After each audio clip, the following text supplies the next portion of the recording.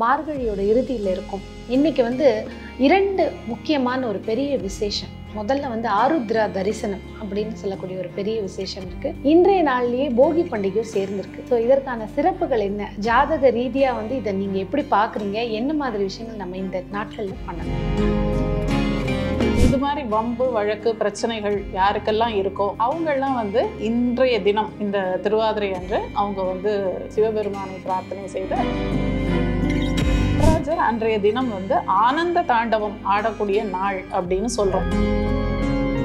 பணக்காரங்களோ ஏழையோ யாரா இருந்தாலும் சரி, அன்னைக்கு களி பண்ணி கூட்டு பண்ணி சிவபெருமானுக்கு நைவேத்தியம் வைக்கணும். குழந்தை பாக்கியம் இல்லாதவங்க கூட அன்றைய தினம் போகலாம். ஏன்னா நம்ம வம்ச விருத்தி இன விருத்தியை செய்யக்கூடியவரே சிவபெருமான் தான். போகி அப்படிங்கிறது நம்ம எல்லாருக்கும் தெரியும், பழையன கழித்தல் புதுவன புகுத்தல். அதனுடைய நிஜமான ஒரு மீனிங் என்ன, அர்த்தம் தாத்பரியம் என்ன அப்படின்னா,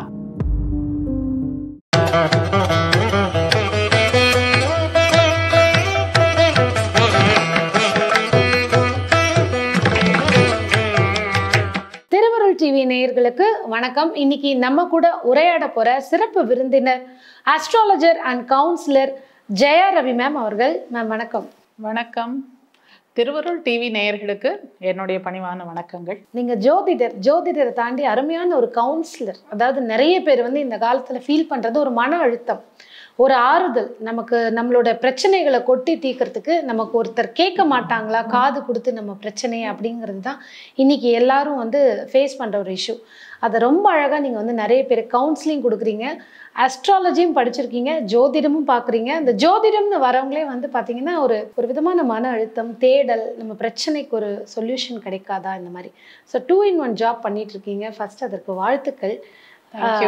எந்த மாதிரி உங்ககிட்ட பேசுறவங்களுக்கு நீங்க வந்து ஆறுதல் கவுன்சிலிங் கொடுத்துட்டு வரீங்க? அதாவது இன்னைக்கு பிரச்சனை அப்படிங்கிறது இன்றைய தலைமுறைக்கு நிறையவே இருக்கு. எல்லா பக்கத்துலேருந்தும் அவங்களுக்கு, அதாவது ஒர்க் ப்ரெஷர் ஒரு பக்கம், பர்சனல் லைஃப் ப்ராப்ளம்ஸ், இது மாதிரி பலவிதமான பிரச்சனைகள். சில பேருக்கு குழந்தையின்மை, அண்ட் இன்னும் சில பேருக்கு வந்து இன்னும் சில பல பிரச்சனைகளோடு தான் எல்லாருமே ஜோதிடம் அப்படிங்கிறதே ஒரு பிரச்சனை இருந்தால் தான் வராங்க நம்ம கிட்ட. ஸோ அந்த பிரச்சனையை நம்ம எடுத்து சொல்லி, இதுதான் உன்னுடைய பிரச்சனை, இப்படி தான் இருக்கும், நீ அனுபவிச்சு தான் ஆகணும்னு சொல்லி அவங்கள சும்மா அனுப்புறது அப்படிங்கிறது அது ஒரு நல்ல ஜோதிடருக்கு அழகல்ல. நம்மள்ட்ட எதுக்கு வராங்க, ஒரு சொல்யூஷனுக்காக வராங்க. ஸோ அதனால நான் எப்போவுமே ஒரு 60% ஜோசியம் அப்படின்னா 40% கவுன்சிலிங் அப்படிங்கிறது நான் பண்ணுவேன்.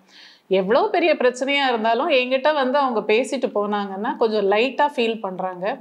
அண்ட் அதை வந்து எப்படி அக்செப்ட் பண்ணிக்கணும் அப்படிங்கிற அந்த ஆட்டிடியூடை வந்து நம்ம கொஞ்சம் மாற்றி அவங்கள வந்து ஒரு நல்ல விதமாக அட்வைசஸ்லாம் கொடுத்து அவங்களால எவ்வளோ அவங்களுடைய கெப்பாசிட்டி எவ்வளவோ அதுக்கு உண்டான பரிகாரம்னு கூட நான் இந்த இடத்துல சொல்ல மாட்டேன், சின்ன சின்ன ஒரு உபாயமாக ஏதாவது சில டெக்னிக்ஸ் சொல்கிறது, அதை அவங்க ஃபாலோ பண்ணிவிட்டு அதுக்கப்புறம் அவங்களுக்கு அதில் நல்ல பெனிஃபிட் கிடச்சி அவங்க திரும்ப நம்மள்ட்ட ஃபீட்பேக்கோடு வரும்போது நம்மளுக்கு ஒரு சந்தோஷம் மனசில்.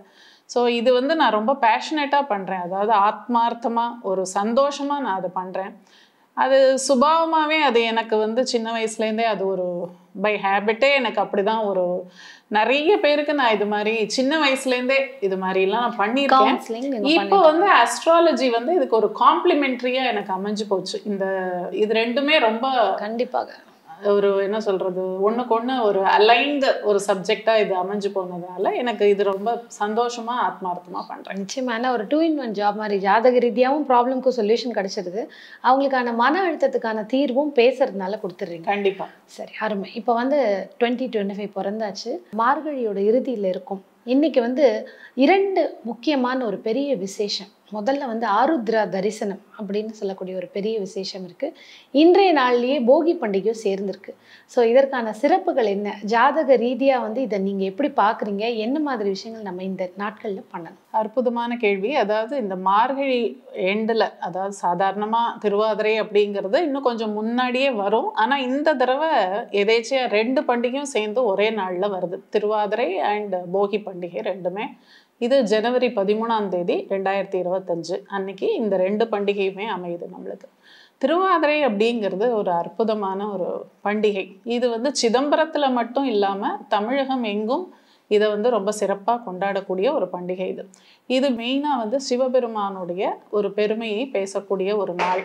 இது வந்து ராகுவுடைய திருவாதிரை நட்சத்திரத்தில் பிறந்தவங்களுக்கு இது இன்னும் விசேஷம். அவங்க வந்து இந்த சிதம்பரம் கோவிலுக்கு போக முடிஞ்சால் போகலாம், அப்படி இல்லைன்னா அவங்க எந்த ஊரில் இருக்காங்களோ அந்த ஊரில் நடராஜர் கோவிலுக்கு போய் அந்த சிவபெருமானை வேண்டி என்ன வரம் கேட்டாலும் இன்னைக்கு கிடைக்கும் அவங்களுக்கு. அதே மாதிரி ஒருத்தருடைய ஜாதகத்தில் யாருக்கெல்லாம் ஆறுக்குடையவன், ஆறு அப்படின்னாலே நம்மளுக்கு பொதுவாக ஜாதகத்தில் என்ன சொல்லுவோம்னா சண்டை, அதாவது ருண ரோக சத்ருஸ்தானம் சொல்லுவோம். ஸோ இது மாதிரி வம்பு வழக்கு, இது வந்து மிதுனம் அப்படிங்கிறது காற்று ராசி. ஸோ அன்னைக்கு சந்திரன் வந்து அந்த காற்று ராசிக்கு வந்து ராகுவோட நட்சத்திரத்தில் அவர் சஞ்சாரம் பண்ணும்போது இந்த திருவாதிரை அப்படிங்கிற பண்டிகையை கொண்டாடுறோம் மார்கழி மாதத்துல. ஸோ இது மாதிரி வம்பு வழக்கு பிரச்சனைகள் யாருக்கெல்லாம் இருக்கோ அவங்கெல்லாம் வந்து இன்றைய தினம் இந்த திருவாதிரை அன்று அவங்க வந்து சிவபெருமானை பிரார்த்தனை செய்து, அதுவும் ஸ்பெஷலி நடராஜருக்கு ஒரு தனி சிறப்பு உண்டு.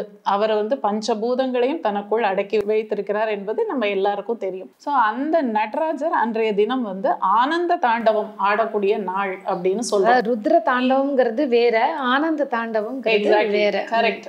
ஆனந்த தாண்டவம்னா அவர் சந்தோஷமா இந்த பூலோகத்துல வாழற அத்தனை ஜீவராசிகளையும் ரட்சிக்கக்கூடிய நாள் இது. ஸோ அவர் அந்த மாதிரி ஆனந்த தாண்டவம் ஆடும்போது என்ன ஆகும், அதிர்வுகள், இந்த அதிர்வுகள் ஏற்படும் போது பல ஜீவராசிகள் உயிர்ப்பிக்கக்கூடிய ஒரு நாளாக இது அமைகிறது. இது பௌர்ணமி அன்று நடக்கக்கூடிய ஒரு பண்டிகை இது. அண்ட் இந்த நாளில் வந்து விரதம் இருந்து, அதாவது விரதம் அப்படிங்கிறது என்னன்னா இந்த சிவபெருமானுக்கே உரிய இந்த களின்னு சொல்லுவாங்க. இதை வந்து என்னன்னா இதுக்கு ஒரு கதை உண்டு. அதாவது ஒரு நாயனார் வந்து அவர் தினமுமே ஒரு சிவபக்தருக்கு வந்து சாப்பாடு போட்டு தான் அவர் சாப்பிடுவார். ஆனால் அன்றைய தினம் அவர்கிட்ட எதுவுமே இல்லை அப்படிங்கிறதுனால அவர்கிட்ட இருந்த பொருளை வச்சு களி பண்ணி அன்னைக்கு சிவபக்தருக்கு போட்டார்.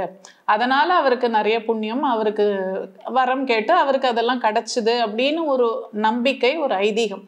ஸோ இதன் அடிப்படையில் நம்ம அன்றைய தினம் வந்து ஈவன் பணக்காரங்களோ ஏழையோ யாராக இருந்தாலும் சரி அன்னைக்கு களி பண்ணி கூட்டு பண்ணி சிவபெருமானுக்கு நைவேத்தியம் வைக்கணும். அது கார்த்தால சீக்கிரமா எழுந்து இவங்க இதெல்லாம் வீட்டில் பண்ணி வச்சுட்டு கோவிலுக்கு போய் சிவபெருமானை தரிசிச்சுட்டு அவர்கிட்ட வேண்டுதலை வச்சுட்டு அதுக்கப்புறம் வீட்டுக்கு வந்து இவங்க இதை சாப்பிடலாம், களி கூட்டு. அண்ட் அது வந்து ரொம்ப ஒரு சத்தான உணவு கூட. ஏன்னா கூட்டு அப்படிங்கிறது எல்லா காய்கறிகளும் போட்டு நம்ம பண்ணுவோம் அந்த திருவாதிரை களி கூட்டுங்கிறது. இது வந்து சிவபெருமானுடைய ஒரு அற்புதமான அவருடைய பரிபூரண ஆசீர்வாதம் எல்லாருக்குமே கிடைக்கும். அன்றைய தினம் எல்லாருமே போகலாம் கோவிலுக்கு. ராகு நட்சத்திரத்தில் பிறந்தவங்க மட்டும்தான் போகணும் அப்படிலாம் கிடையாது, எல்லாருமே போகலாம். எல்லாருக்குமே இது ஒரு நல்ல சுபிக்ஷமான ஒரு இதுவாக ஒரு நல்ல ஒரு, அதாவது ஈவன் குழந்தை பாக்கியம் இல்லாதவங்க கூட அன்றைய தினம் போகலாம். ஏன்னா நம்ம வம்ச விருத்தி, இன விருத்தியை செய்யக்கூடியவரே சிவபெருமான் தான். படைத்தல் காத்தல் அழித்தல்னு 3 விதமான இதுவும் அவரோட கண்ட்ரோல்ல தான் இருக்கு எல்லாமே. ஸோ அன்றைய தினம் சிறப்பான தினம், அது பண்ணலாம். அன்னைக்கே போகி பண்டிகையும் அமையறதுனால போகி அப்படிங்கிறது நம்ம எல்லாருக்கும் தெரியும், பழையன கழித்தல் புதுவன புகுத்தல்.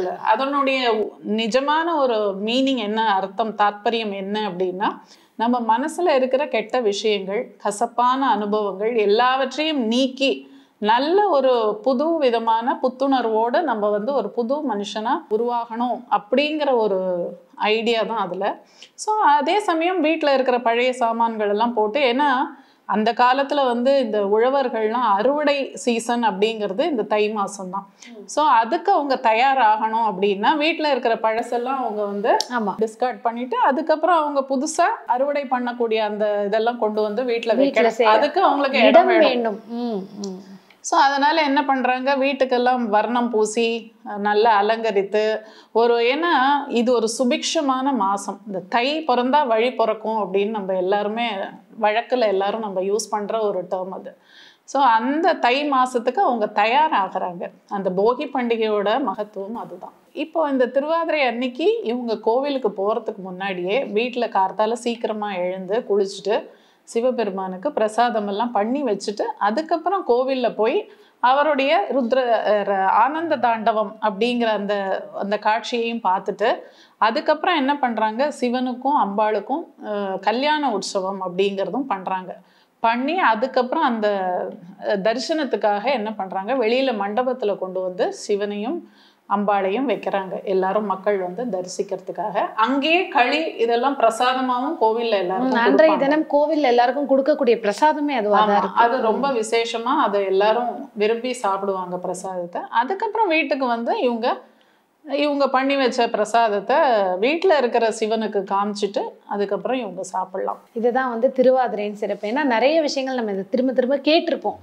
ஏன்னா நமக்கு ஒரு பண்டிகை வருதுனாலே அப்போதான் அதற்கான ஸ்பெஷல் பக்ஷணங்கள்லாம் நம்ம என்ன பண்ணணுங்கிறத யூடியூப்பில் தேடுறோம். அந்த காலத்தில் எடுத்து உடனே இது எப்படி செய்யணும் அப்படின்னு. இந்த மாதிரி பாரம்பரியத்தை மறந்து போயிடக்கூடாது அப்படிங்கிறதுக்காக தான் நம்ம ஒவ்வொரு பண்டிகைகளாக இந்து மதத்தில் வச்சுருக்காங்க. அதுலேயும் இந்த களி கூட்டு அப்படிங்கிறது வருஷத்தில் ஒரு வாட்டி பண்ணுவோம். ஒவ்வொரு முறையும் மறந்து போய் அதை எப்படி பண்ணணும்னு பார்க்குறோம். ஸோ இதுவும் வந்து ஒரு அரிய ஒரு தகவலாக இருந்தது நேயர்களுக்கு. அடுத்த ஒரு பதிவில் சந்திக்கலாம். நன்றி. தேங்க்யூ.